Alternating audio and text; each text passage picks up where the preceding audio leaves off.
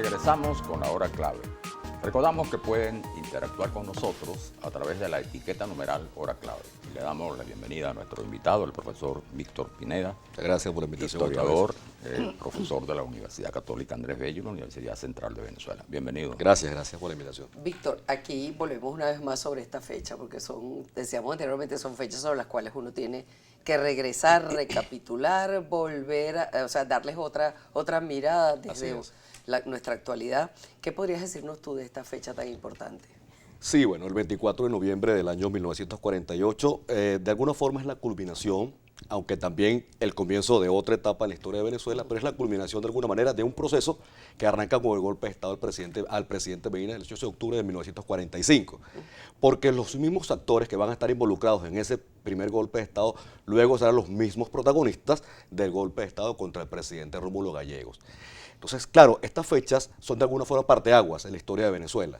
Y en específico, el golpe de Estado del presidente Rómulo Gallegos termina la primera experiencia democrática representativa en Venezuela, el largo proceso, esos 3 años más bien que comienzan con el derrocamiento del presidente Medina, la Junta Revolucionaria de Gobierno y 2 elecciones muy puntuales, una constituyente y una elección presidencial por el voto universal, directo y secreto, donde resultó justamente ganador electo el presidente Rómulo Gallegos, el gran escritor, el gran humanista. Su derrocamiento entonces termina con ese proceso, esa experiencia democrática, y comienza una larga década militar que termina pues en el año 1958, cuando empieza otro proceso político histórico en el país. 10 años justamente. 10 años, así es. Entonces, bueno, creo que siempre, como dices, Maki, necesariamente hay que revisar estos eventos, sobre todo para sacar lecciones, para obtener enseñanzas de lo que puede haber. La historia no se repite, la historia, porque los protagonistas cambian, ¿no? Hay eventos que se parecen, pero necesariamente no son exactamente iguales porque los actores cambian, claro, obviamente. Pero fíjate lo que decíamos anteriormente, es decir, un tiempo antes sacas a Medina, por razones diferentes a aquellas por las cuales salió Gallegos, pero son hombres que estaban allí haciendo lo que había que hacer en ese momento, es decir, dando un testimonio de civilidad, tratando de que el país volviera al encuadre democrático, institucional, rescatando la institucionalidad para el país. Los venezolanos, sin embargo, los sacas. Entonces, fíjate, no ha pasado un poquito de tiempo y entonces viene el 24 de noviembre. Y después, bueno, ya es historia, ya sabemos todo lo que vino, claro, lo que dio lugar a eso. El tema es que hubo una confluencia entre los intereses de una joven oficialidad, formada incluso algunos de ellos como Carlos Delgado Chalbot, Mario Vargas, Luis Felipe Llovera Paz y Marcos Pérez Jiménez, formados fuera del país, que tenían ya otra mentalidad diferente a los militares tradicionales. Estoy hablando del año 44-45 aproximadamente. Y una diferencia con la vieja guardia militar. Eso va a generar un descontento y va a generar también una confluencia entre un partido joven, como era Acción Democrática, legalizado en el año 41 bajo el presidente Medina, un hombre con una mentalidad, creo que ciertamente democrática, por lo menos, o de reformas políticas en lo esencial. Y eso va a configurar un acercamiento que luego llegará o llevará al golpe de Estado contra el presidente Medina. Hay luego la llamada Junta Revolucionaria de Gobierno, que cumple la palabra empeñada, porque la gran bandera era justamente, una de las grandes banderas, la concesión del voto universal, directo y secreto, en especial para el presidente de la República. Porque hasta ese momento era un proceso indirecto. El presidente lo elegía el Congreso de la República. Así fue electo Gómez 8 veces, así fue electo López Conteras y así fue electo también el presidente Medina. Claro. Entonces, eso lo van a hacer efectivo. Y el candidato, el candidato que iba a hacer las reformas en el año 45, era el doctor Diógenes Escalante, pues lamentablemente pierde la razón y quedó inhabilitado políticamente y desde todo punto de vista. Sí. Entonces esa confluencia va entre los intereses de esa joven oficialidad y el Partido Acción Democrática, pues llevará al golpe de Estado por razones también de orden interno de las Fuerzas Armadas y un poco quizá la falta de visión del presidente Medina. Esos 3 años luego que aparecen allí como la llamada Junta Revolucionaria de Gobierno, pues son años de realizaciones. Pues. El trienio también, llamado trienio adeco, trienio adeísta, la primera experiencia democrática. Historiográficamente hay varios. Populista. También, incluso trienio demagógico, hay varias cosas. Pero sí se cumplieron en general las promesas que se habían efectuado, porque Gallego va a ser electo de manera universal directa y secreta con más del 70% del electorado, lo cual aquel momento, es ¿no? muchísimo. Que era Estamos bastante. hablando de más de un por millón de eso que votos. por eso que Gallego le dice a los militares ante la presión, es. le dice, señores, esto no es un asunto personal, que yo puedo disponer de esto y entregarlo. Esto es un asunto de mandato constitucional. Tú sabes que además hay una cosa bien interesante, ¿no? Porque claro, la Junta Revolucionaria de Gobierno se constituye. Una de las primeras medidas es llamar a las elecciones a una constituyente para una nueva constitución. Así es. Pero hay una cosa que pasa inadvertida muchas veces, pero que es importante, un decreto donde se establece que ninguno de los miembros de la Junta puede aspirar a la candidatura presidencial. Algo sano. Ahora cuando está tan de moda el tema de las reelecciones y el costo de las reelecciones, ¿no? Jovito Villalba decía que las reelecciones son la maldición histórica de América Latina. Lo hemos experimentado. Bueno, ahora imagínate en aquel momento, dimos un golpe, estamos en Miraflores, pero ojo, nosotros no queremos ni aspiramos a ser presidente de la República. Una elección, ¿no? En aquel momento. Y una medida sana. Eso Sí, es lo que dijo. Yo desde creo todo que lo que dijo punto de Villalba es una maravilla. Tanto es así que yo pienso que tenemos que hacer algún día un programa sobre lo que le han costado las elecciones, las reelecciones, no solo a Venezuela, sino a América Lo que está Latina. pasando ahorita en términos América generales, lo que está Latina. pasando ahorita en América Latina, ¿no? Es que en un acto de Ahora, desprendimiento, los miembros de la Junta justamente firman este documento renunciando a una posible postulación presidencial. En especial Rómulo Betancourt, que era el presidente de la Junta y el gran líder, pues, claro. del partido más grande en ese momento, que era Acción Democrática. Y era la tradición también de los gobiernos anteriores, ¿no? Sí, la reelección. Daba un golpe de Estado y después se reelegía. Bueno, estaba aspirando a la reelección, era el expresidente López Contreras, lo cual hacería el golpe de Estado contra Medina. Ahora bien, en el caso de ya Gallegos como presidente de la República, esos meses que apenas le dejaron gobernar, pues se experimenta una gran tensión política en el país. Acción Democrática, conocedora de que tenía un gran caudal político, porque había ganado las dos elecciones, tanto la constituyente como la presidencial, con, repito, más del 70% del electorado, pues se comienza a actuar de alguna forma como un partido sectario, un partido de alguna forma excluyente, y eso va a generar un malestar, sobre todo con partidos recientes como para aquel momento con el partido COPEI, que va a ser incluso atacado de manera violenta en algunos eventos políticos. Todo eso va a configurar un cuadro de descontento y el presidente Gallegos escucha. Hay algunos historiadores que dicen que el presidente Gallegos fue intransigente frente a las demandas de los militares, porque en específico había 3 demandas que los militares le van a presentar al presidente Gallegos. Una, que el líder de la Acción Democrática, Rómulo Betancourt, saliera del país.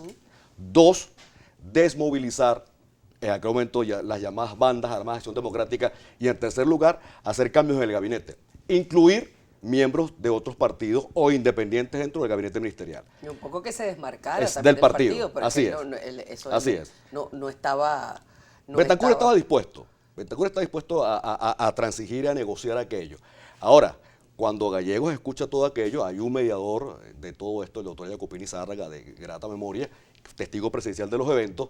Dice, bueno, yo soy el presidente, yo tengo un aval, que es el electorado, yo no puedo actuar, y lo dice, frente a mi esposa, frente a un acto de violencia. Yo tengo que presentarme como un hombre cívico y fiel a mis principios. Claro, Entonces, él no transinge y no acepta, por supuesto, ninguna de las demandas de los otra militares. cosa, porque sería también un comienzo medio oscuro para él comenzar cediendo a una plantilla de peticiones de los además, militares. legitimados, además. Un hombre que quiere instaurar la Pero además democracia. él representaba la civilidad. Totalmente. Frente al militarismo, bueno, con el costo que ha significado para la historia.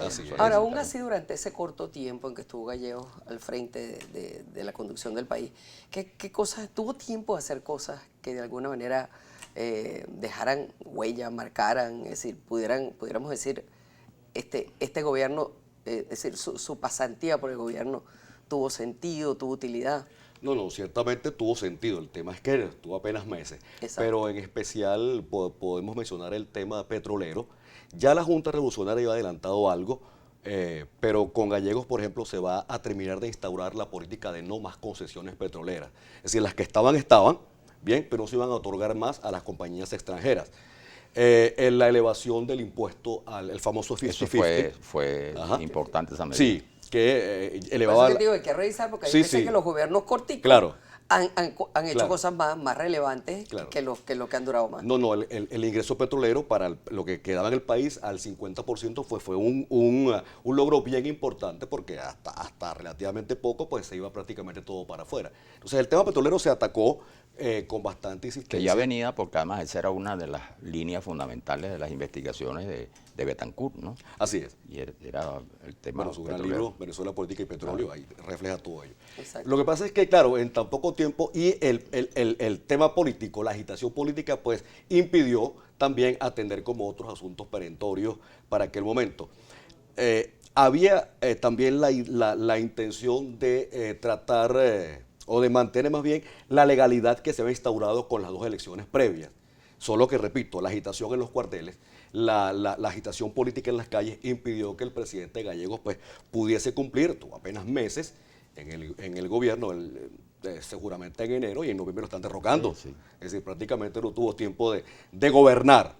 Bien, hay un episodio donde él llama a los oficiales, a Carlos Delgado Chalbot y a nosotros, que era como, y Carlos Delgado Chalbot además que era de una especie de hijo, de alguna forma adoptivo de Gallegos, porque incluso vivió en la casa del escritor en España, cuando estuvo en el exilio en tiempos gomecistas, y además era su ministro de la defensa. Entonces, claro, Gallegos también resintió aquella reacción de una persona querida, pero el tema de la política, los afectos a veces no cuentan, cuentan los intereses. Claro. Y allí los militares actuaron tratando además, porque luego van a sacar el 19, un documento justificando el golpe de Estado. Y entre otras de las razones que dan es que el país había que buscarlo de organizar nuevamente. Evitar la agitación en la cual el país se encontraba y los eventos sucesivos. Porque Acción Democrática había amenazado el día previo, el 23, con una huelga general para mostrar músculo político. Es decir, nosotros somos capaces de parar el país. Pero sería que sobreestimaron su músculo y subestimaron el de los militares. Ahora allí, Ciertamente algo de eso hay, por ahora allí supuesto. estaba presente ese conflicto, ¿no? Cuando se constituyó el 18 de octubre la Junta Revolucionaria del Gobierno. Ahí coincidieron dos planes. El plan militarista, ¿no?, de Pérez Jiménez, que era quizás el más joven de ellos, y que tenía la toma del poder. Es decir, fue una coincidencia el golpe y apoyaron a Betancourt, pero su proyecto no era el de Acción Democrática. Y esa contradicción se va produciendo. Fíjate que durante esos 3 años se produjeron 20 y tantos intentos de golpe Sí, de cómo Estado. no, cómo no. El tema también es que los militares estaban conscientes que aunque tenían poder de fuego, carecían de la plataforma social, que sí la tenía el Partido Acción Democrática, y es la confluencia de los intereses. Y Acción Democrática, antes de serlo, como PDN, ya tenía toda una documentación, un programa más bien, de los cambios que el país requería. Y lo van a hacer efectivo en buena medida en los 3 años en los cuales van a gobernar. Ahora, cuando los intereses comienzan a separarse y empieza a sentirse los también los militares desplazados del ejercicio del poder, entonces allí toman cartas en el asunto, porque también había una mentalidad tecnocrática en estos militares, Claro. formados fuera del país, y o sea, nosotros tenemos derecho también a participar en la toma de decisiones de Venezuela. Y eso justifica en alguna medida también esa mentalidad golpista, es decir, tenemos que cortar esto y nosotros asumir a nombre de las Fuerzas Armadas el gobierno de Venezuela. El 19 se forma el famoso triunvirato, la Junta Militar de Gobierno con Delgado Chalbot como presidente, Luis Felipe Llovera Páez y Marcos Pérez Jiménez, que luego la mentalidad popular los llamaba también los 3 cochinitos, ¿no? Así es. El vasto popo lo llamaba, ahí están los 3. Claro, por supuesto, cuando no lo decían de viva voz, lo decían en las casas. Y a de un manera muy Tipita se le silenciosa. ocurrió meter de contrabando esa frase en el Nacional, en una columna deportiva. Bueno, y cerraron el periódico por unos días. Y le dieron Porque, porque la gente hablaba los 3 cochinos. Redondea porque nos queda un minutico. Sí. Bueno, no, esto simplemente, una vez que comienza a gobernar los militares, todo lo que se había logrado en materia de reivindicación de derechos políticos fue derogado. Se derogó el Congreso, se derogó la Constitución, se volvió a la del 37. Es decir, hubo un retroceso en todo lo que se había avanzado en materia social, sobre todo en derechos políticos y ciudadanos para Venezuela, que nos costó 10 años de gobierno militar y que termina pues en el año 1958 y tenemos pues otra etapa en este país. Muchísimas gracias, Gracias. por haber estado con nosotros aquí en La Hora Clave. Vamos a la pausa y regresamos.